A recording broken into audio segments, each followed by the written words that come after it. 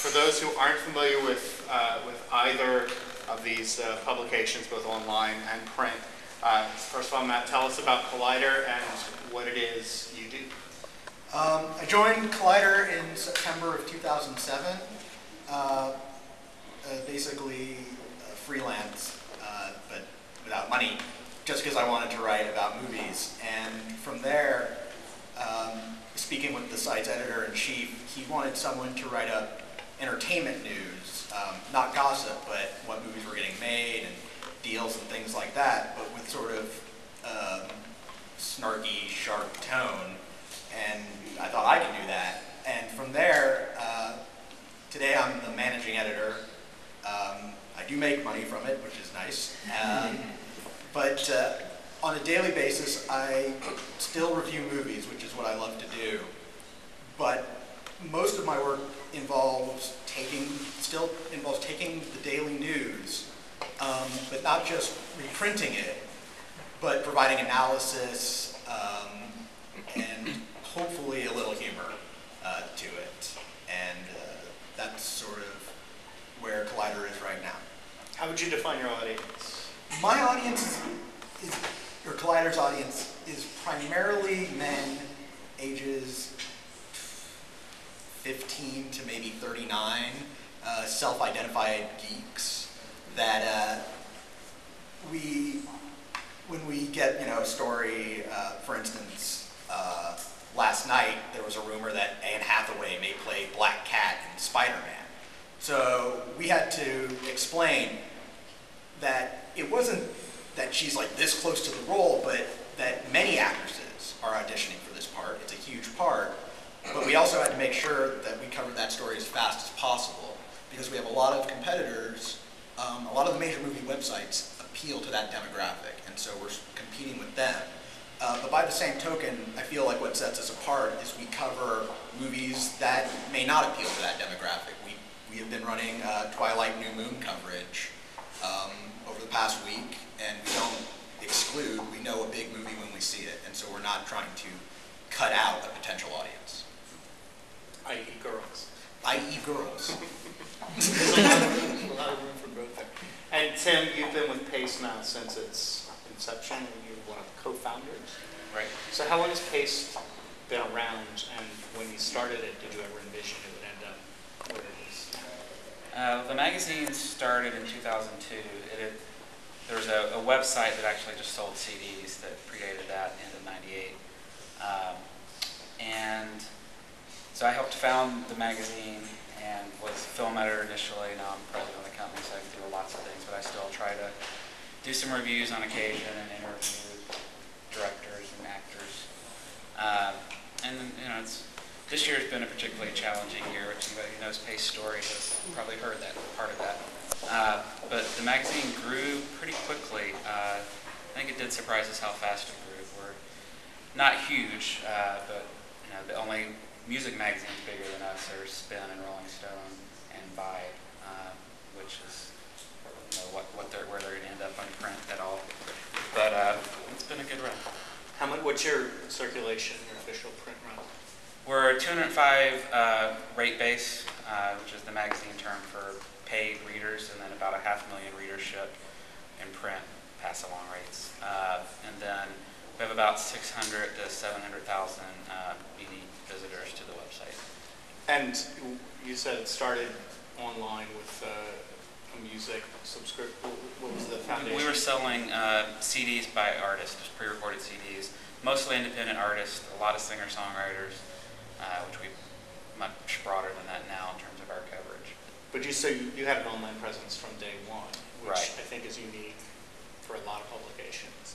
So making the transition and growing, the website's grown with the print publication. It has, although it was still, for a company that started out as a website, we neglected our website once we started the magazine until really 2007. It was mostly content from the magazine with a little news. And now we get more visitors on the website than we have in print. We spend more time on the website than we do on print. But it took a while, and the money is still not there. I mean, for all media,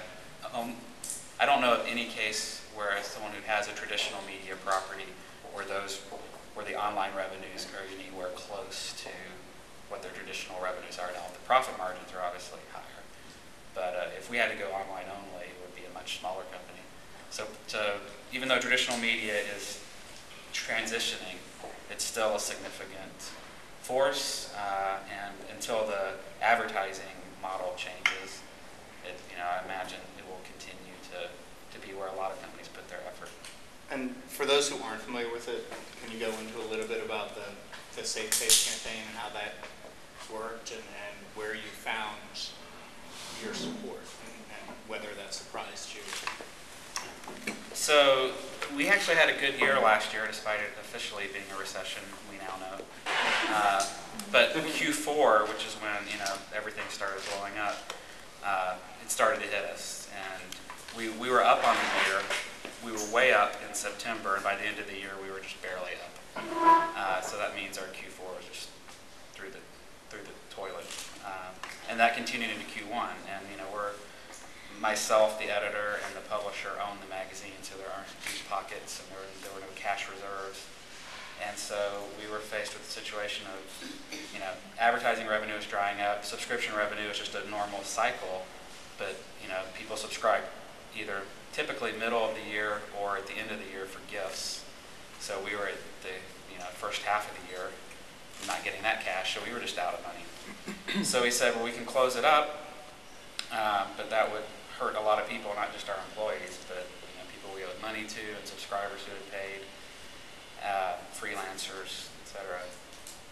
And some subscribers had actually written to us at the end of 2008 and said, we see what's happening in the magazine industry. We don't ever want you to go away. And we notice, advertising's starting to dry up. Your magazine's a little thinner. If you ever get in dire straits, let us know, because I'll gladly pay much more money to keep you guys alive. And so we took him up on that offer, and we knew it was a risk and it could just blow up in our face. And but going out of business is also not exactly a great alternative to that. So we came with the idea to, instead of just going and begging, we got together a bunch of artists who liked the magazine, and they donated songs that had never been released before. So you had artists like The Decemberists did a 13-minute Pink Floyd cover that had never been released, and even Yoko Ono donated a track that hadn't been out, and CeeLo from Gnarls Barkley. It's just lots of artists, over 150 altogether by the end of it. And all you have to do is pay, as little as $1.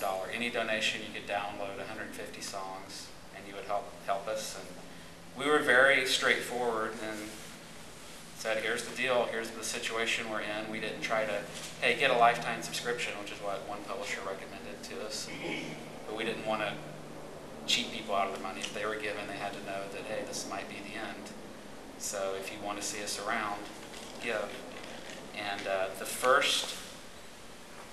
we sent the email out on a Wednesday night. By Friday morning, so 36 hours later, we had 100,000 raised from our subscribers, cash in hand. And we ended up raising 275,000, which is phenomenal. And our pitch was we have a lot of, our target is 18 or 21 to 49 NPR listeners, basically, so the younger side of people who would listen to All Things Considered. And they've heard the pitch from NPR many times. If you value great organizations, join or give, and that's basically what we said.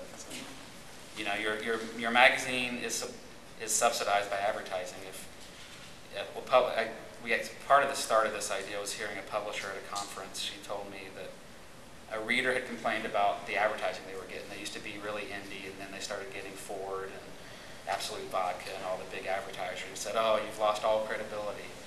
And she wrote him back and said, fine, I will tear out every ad in the magazine and send you your own thin copy of the magazine. But you should know that without these ads, our magazine would cost you $60 instead of $19.95 or whatever it was. And of course, she wrote back and said, you silly, don't bother to do that. And I'll stop complaining now. But that's reality. Is all this free entertainment we have is subsidized, and when that subsidy dries up because of the economy, companies go out of business or somebody needs to step forward.